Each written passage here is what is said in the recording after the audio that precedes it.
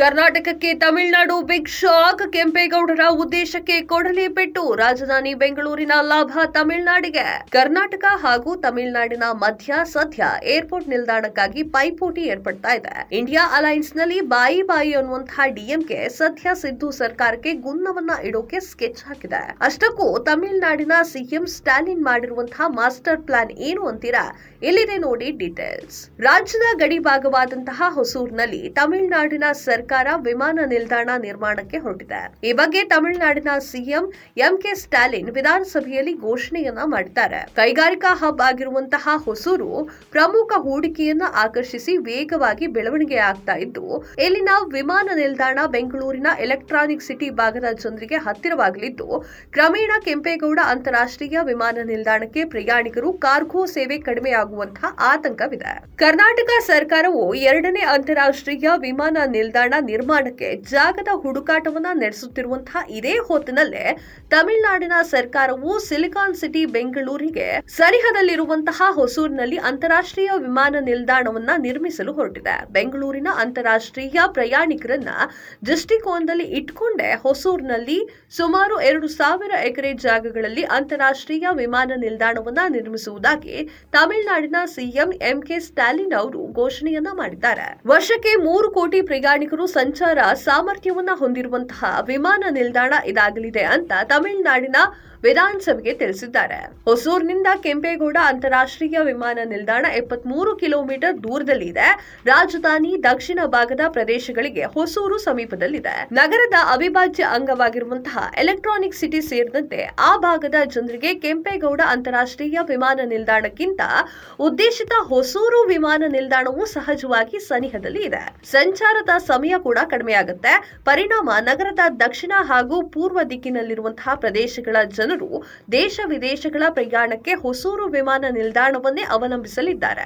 ಹೊಸೂರಿನಲ್ಲಿ ಅಂತಾರಾಷ್ಟ್ರೀಯ ವಿಮಾನ ನಿಲ್ದಾಣ ನಿರ್ಮಾಣವಾದ ಬಳಿಕ ಕೆಂಪೇಗೌಡ ಅಂತಾರಾಷ್ಟ್ರೀಯ ವಿಮಾನ ನಿಲ್ದಾಣದ ಪ್ರಯಾಣಿಕರ ಸಂಖ್ಯೆಯಲ್ಲಿ ಕ್ರಮೇಣ ತಗ್ಗಲಿದೆ. ಕಾರ್ಗೋ ಸೇವೆಯಿಂದ ದೊರೆಯುವ ಆದಾಯವು ಕಡಿಮೆಯಾಗುವಂತಹ ಆತಂಕ ಕೂಡ ಇದೆ. ಕೈಗಾರಿಕಾ ಹಬ್ ಆಗಿರುವಂತಹ ಹೊಸೂರು ಇತ್ತೀಚಿನ ವರ್ಷಗಳಲ್ಲಿ ಹೆಚ್ಚಿನ ಹೂಡಿಕೆಯನ್ನ ಆಕರ್ಷಿಸ್ತಾ ಇದೆ. ಈ ನಗರವು ಚೆನ್ನೈ, ತಿರುವಳ್ಳೂರು ಮತ್ತು ಕೊಯಮತ್ತೂರು ಸೇರಿದಂತೆ ಇತರ ಪ್ರಮುಖ ವ್ಯಾಪಾರ ಕೇಂದ್ರಗಳು ಕೈಗಾರಿಕಾ ಕ್ಲಸ್ಟರ್ಗಳಿಗೆ ಸಮೀಪದಲ್ಲಿದೆ.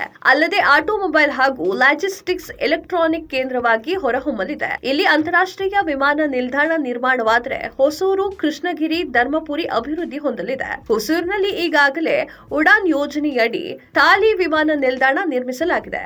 ಆದರೆ ಅಲ್ಲಿಂದ ವಾಣಿಜ್ಯ ಕಾರ್ಯಾಚರಣೆ ಪ್ರಾರಂಭಿಸಲು ಸಾಧ್ಯವಾಗುವುದಿಲ್ಲ. ಮೆಟ್ರೋ ಸಂಚಾರಕ್ಕೂ ತಮಿಳುನಾಡು ಒತ್ತಡ. ಆರ್ವಿ ರಸ್ತೆಯಿಂದ ಬೊಮ್ಮಸಂದ್ರದವರೆಗೆ ಮೆಟ್ರೋ ಮಾರ್ಗದಲ್ಲಿ ಈ ವರ್ಷದಾದ್ಯಂತ ನಮ್ಮ ಮೆಟ್ರೋ ರೈಲು ಸಂಚಾರ ಆರಂಭವಾಗಲಿದೆ. ಅಲ್ಲಿಂದ ಹೊಸೂರು ಕೇವಲ 19.7 ಕಿಲೋಮೀಟರ್ ದೂರದಲ್ಲಿದೆ. ಹೀಗಾಗಿ ತಮಿಳುನಾಡಿನ ಸರ್ಕಾರವು ಹೊಸೂರುವರೆಗೆ ಮೆಟ್ರೋ ಸೇವೆ ವಿಸ್ತರಿಸುವಂತೆ ಒತ್ತಡವನ್ನ ಹೇರ್ತಾ ಇದೆ. ಈ ಮೆಟ್ರೋ ಮಾರ್ಗ ನಿರ್ಮಾಣವಾದರೆ ವಿಮಾನ ನಿಲ್ದಾಣ ತಲುಪುವವರಿಗೆ ತುಂಬಾ ಅನುಕೂಲವಾಗಲಿದೆ. 9 ವರ್ಷ ವಿಮಾನ ನಿಲ್ದಾಣ ನಿರ್ಮಿಸಲು ಆಗಿಲ್ಲ. ಕೇಂದ್ರ ನಾಗರಿಕ ವಿಮಾನಯಾನ ಸಚಿವಾಲಯ ಮತ್ತು ಬೆಂಗಳೂರು ಅಂತಾರಾಷ್ಟ್ರೀಯ ವಿಮಾನ ನಿಲ್ದಾಣ ಪ್ರಾಧಿಕಾರದ ನಡುವಿನ ಒಪ್ಪಂದದಂತೆ 150 ಕಿಲೋಮೀಟರ್ ವೈಮಾನಿಕ ಅಂತರದಲ್ಲಿ 25 ವರ್ಷಗಳವರೆಗೆ ಯಾವುದೇ ಹೊಸ ವಿಮಾನ ನಿಲ್ದಾಣವನ್ನ ನಿರ್ಮಿಸುವಂತಿಲ್ಲ. 2008ರ ಮೇ 24ರಿಂದ ಕೆಂಪೇಗೌಡ ಅಂತಾರಾಷ್ಟ್ರೀಯ ವಿಮಾನ ನಿಲ್ದಾಣ ಕಾರ್ಯಾಚರಣೆಗೊಂಡಿದೆ.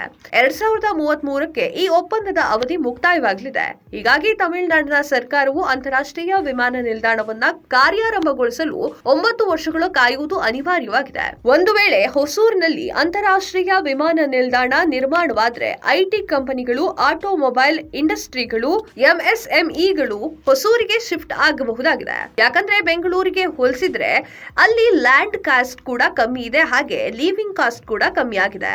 ಹೀಗಾಗಿ ಉದ್ಯಮಿಗಳು ಸಹಜವಾಗಿಯೇ ಹೊಸೂರಿನತ್ತ ಆಕರ್ಷಿತರಾಗಬಹುದು. ಇದೇ ಆತಂಕ ರಾಜ್ಯ ಸರ್ಕಾರವನ್ನ ಕಾಡ್ತಾ ಇದೆ.